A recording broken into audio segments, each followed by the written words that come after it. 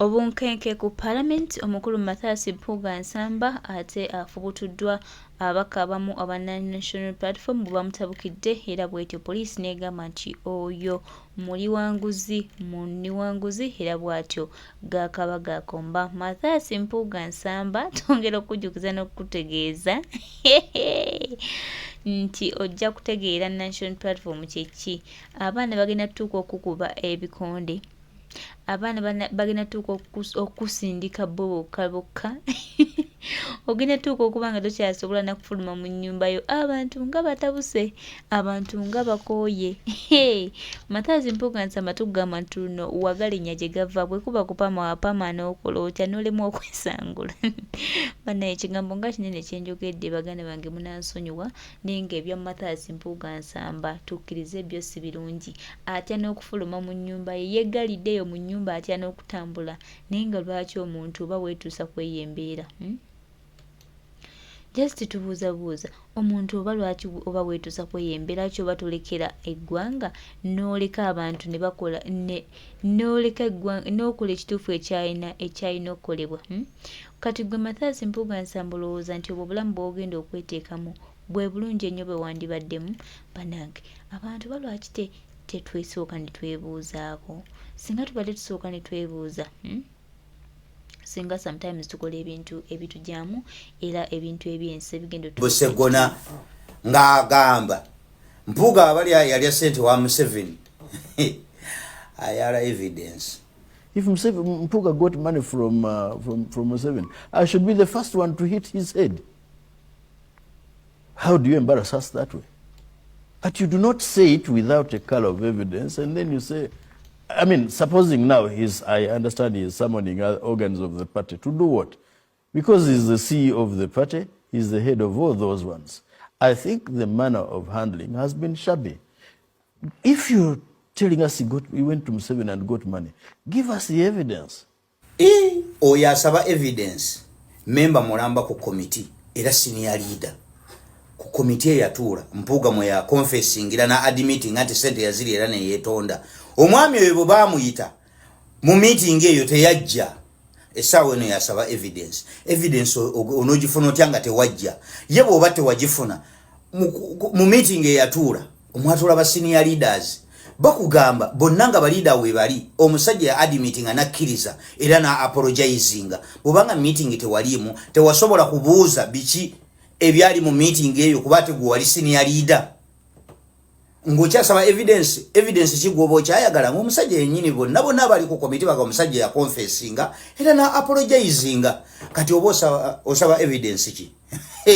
Buli yalya ssente bipale bitandise omukankana kuba alaba munne gwe balya naye ssente essaawa eno empanama emwabikidde amanyi nti his next in the queue. Kati batandise okwagala okwezimbira ekisenge tovola bagamba the manner in which the matter was handled was shabby. Kuba kimanyi naye essaawa yonna kijja gyali bakimanyi nti tebali kirini. Kati essaawa eno alina okuzimba ekisenge agaye nti embeera ng'eno bwebezze tetugihandolinga ti omuntu obalabisa mwalya ssente bitandise obakankana ebipale. Maama olaba atuuse ne ku extent egamba nti muganda we tayagala ekyo kye bamuyita tayagala bakiyite corruption, tayagala bakiyite theft, naye ate tayagala bakiyite naye kimulemye okutuuma erinnya. I hate hearing the word attached to my brother. Corrupt. Theft. One thing I want to see is to say, I would very much be willing to listen to somebody who says, the country is in a financial crisis. But let me tell you, it is not this 500 million or the 400 million for the commissioners, the backbench commissioners, that is going to save this country. Erinnya limubuze ery'okukituuma. Tayagala bakituume corruption, tayagala bakituume theft. Naye ate kati naye kimubuze eky'okukituuma. Kati bano abalala ne bakituuma kasiimo kireme kuwaawaaza matu. Naye ng'ako kaba kasiimo. Leka tusooke tumenyemenyemu katono ku kye bayita akasiimo. Bannanga basayininze ku contracts baganda baffe abamu mutambudde ku nsi endala mufunye exposure. Mumanyi kye kitegeeza akasiimo. Nti akasiimo oba osayinize contract ya myaka gy'ebiri. Bakugamba nti at the end of every 1 year ojja kufuna akasiimo. Akasiimo bakakalikyulatinga batya? Bakwata omusala gw'ofuna omwezi ye gratuity. ke kasiimo I stand to be corrected bwemba mukyamo kwekyo niza abalala bajje banchallenging banga nti nedda nenze bwenti bwe manyi okusinziira nawe eyali asayininze kwa kuzi contract ng'okoledde omwaka ne baga nti at the end of every 1 year ojja kufuna akasiimo naye nga akasiimo ako essente ze bakuwa gwina kuba mwezi gwo katugeze ng'obadde ofuna omwezi miliyoni 2 nomalako omwaka akasiimo ke bakuwa ng'omwaka ogumazeeko ka mwezi gwo mulamba ogwa miliyoni 2 kati bw'okola contract nga ya myaka 2 kitegezo ze miliyoni zonnya ke kasiimo koyina ofuna at the end of your service. Kati ono omwami bwe bakugamba nti kasiimo bamuwa akasiimo ka miliyoni 5 bwe banga bamuwa akasiimo ka miliyoni 5 ekisanja kye ky'obwa LOP kyali kya myaka 2 n'ekitundu awo ekitundu tebakibala mu baba gratuity baba bajja kubala nti mwaka kati tugambe nti buli mwaka omwami ono buli mwezi omwami ono afuna miliyoni 2.5 kuba akasiimo bamuwa miliyoni 5 kitegeeza baba yakola services zenga za myaka 2 kitegeeza miliyoni 5 divide by 2 miliyoni 2.5 kati buli mwezi afuna miliyoni 2.5 mumbulire mwewa mweyo gratuity bamukalichulatinga batya nze bwencho we mumanyi kuba nsayininze ku contracts nga bakulaga mwaka nga bakuwa gratuity eyenkanankana ne sente zokola omwezi bwomalako omwaka ng'okolera miliyoni 2 nga bakuwayo miliyoni 2 nga akasiimo bwegiba emyaka 2 ezo miliyoni 4 kati omwami ono baba mu akasiimo ka miliyoni 5 kitegeeza ye mu parliament buli mwezi afuna miliyoni 2.5 hey bakugamba nguzi toyagala giyita nguzi toyagala buyita bubbi mukwano tukiyite kikubane mu kasiimo tekaliyo akakasiimo ka miliyoni 5 mujja kakasakaliro mulidde sente kati buli omu bwali mweraliikirivu buli yali akasente yena ali hambaga mana kine wange kijja kyovola be basingo kikubaabo amanyi nti sawa yonna naye uwe kijja mategena kubeera bwe bamukunamize mu bantu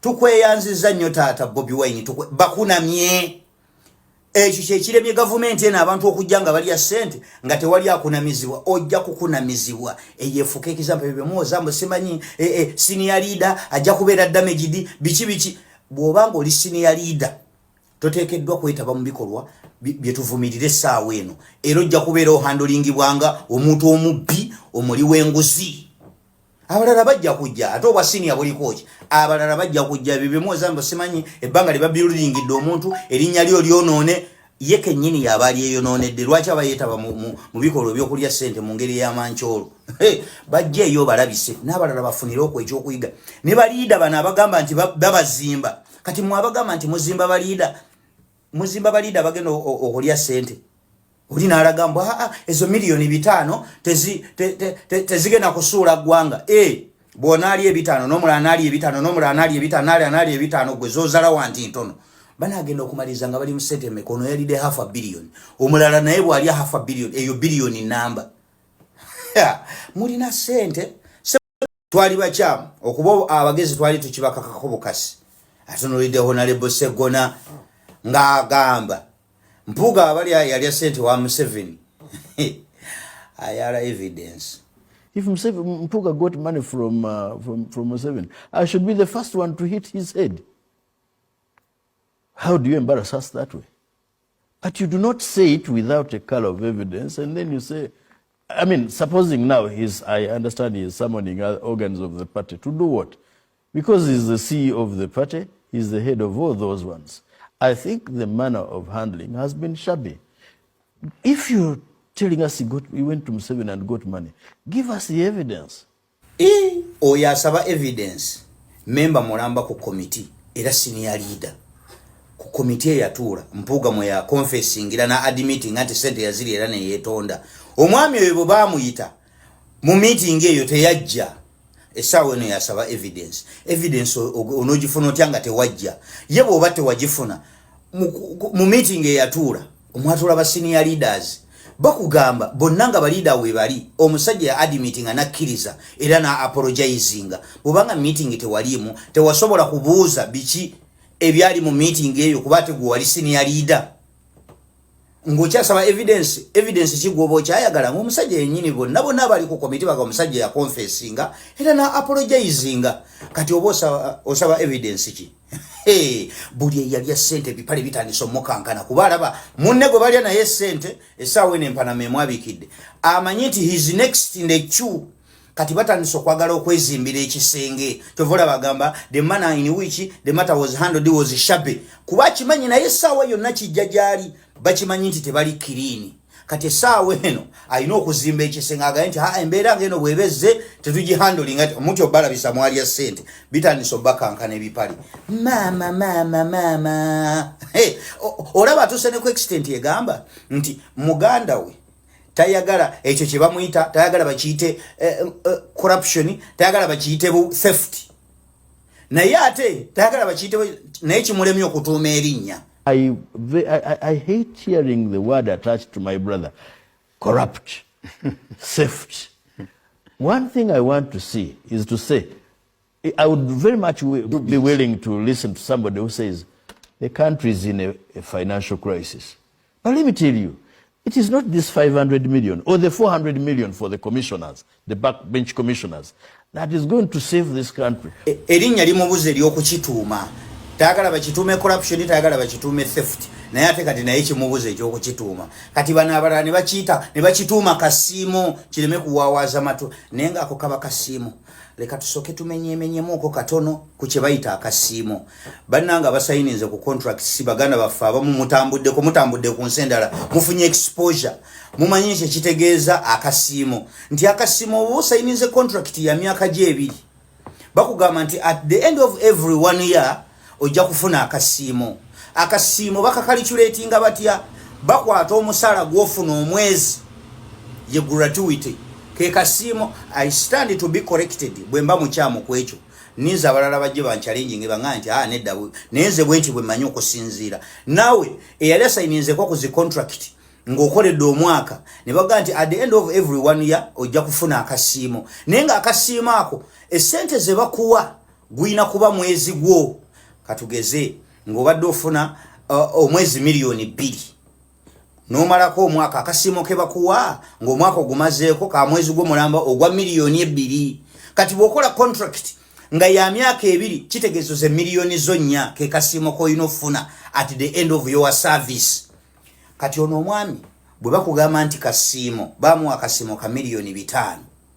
Bwe banga bamuwa akasiimo ka miliyoni 5 ekisanja kye eky'obwa LOP kyali kya myaka 2 n'ekitundu awo ekitundu tebakibala mu baba gratuity baba bajja kubala nti mwaka kati tugambe nti buli mwaka omwami ono buli mwezi omwami ono afuna miliyoni 2.5 kuba akasiimo bamuwa miliyoni 5 kitegeeza baba yakola services zenga za myaka 2 kitegeeza miliyoni 5 divide by 2 miliyoni 2.5 kati buli mwezi afuna miliyoni 2.5 mumbulire mwewammwe eyo gratuity bamukalikyulatinga batya nze bwentyo we mumanyi kuba nsayininze ku contracts nga bakulaga mwaka nga bakuwa gratuity eyenkanankana ne ssente z'okola omwezi bw'omalako omwaka ng'okolera miliyoni 2 nga bakuwayo miliyoni 2 ng'akasiimo bwegiba emyaka 2 ezo ze miliyoni 4 kati omwami ono baba bamuwa akasiimo ka miliyoni 5 kitegeeza ye mu parliament buli mwezi afuna miliyoni 2.5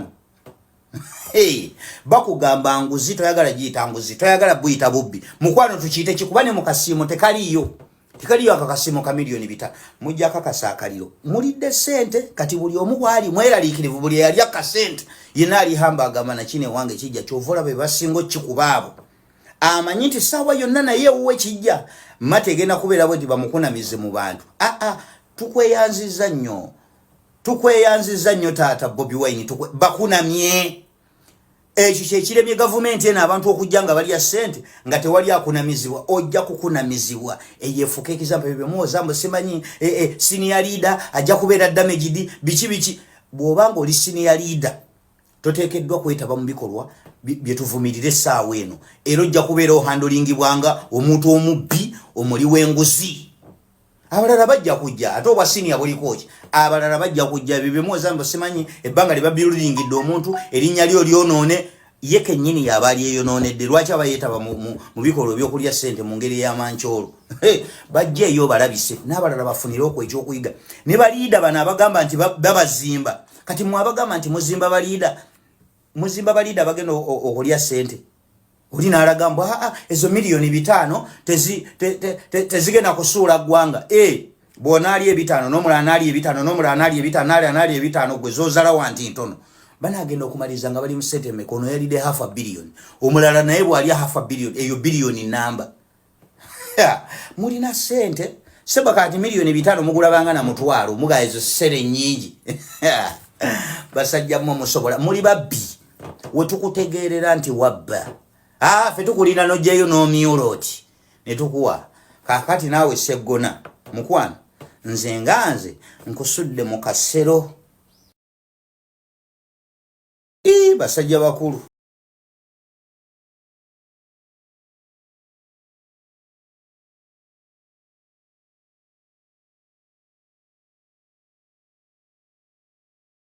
Mathansi Mpuga nsamba tusuubira obubaka bwe tukuweereza obuwulira era ne gy'oli eyo kalirondooza kali mu 18 naye wiiki okay tetukulinako buzibu wabula kyetukwagaza kiri kintu kitono nnyo ate kyangu nnyo okukola kulekulira ntebe yaffe ya bukulembeze bwa ggwanga ya bukulembeze bwaffe noddako ebbali olwo ne tubaako ate bitutambuza ebirala tolowooza ntitugenda kutambulira mu nkwawazo olw'okuba gwe n'ebigendererwa byabwe nedda nedda ssebo tetugenda bikkiriza era tetulibikiriza Mathansi Mpuga nsamba olina okulekulira oba oyagala oba toyagala oba nkya oba luli oba ddi ojja kgenda mpozi national platform ogivuddemu ti wiiki okay fere tuyina buzibu tukyaliwo nnyo tetugenda tetusenguka era tuli wano ojja tuviira ojja genda lwampaaka ne bw'onalemerawo emirundi 8 time is coming for you to go out obuyimba twabuyimba ngeddeeyo mu primary zaffe nga tumanyi nti munnange tunaatuuka ne tubyogerako wano ababbi bano ne tubalaba ye ng'obimanya ddi naye kaakati emyaka gitambula tukuze Mathansi Mpuga nsamba tutandise muvumo wawubbi twakulanga wano nga musajja mukulu akoze ku mirimu egy'enjawulo naye kati tumutwala nga omubbi kitalo nnyo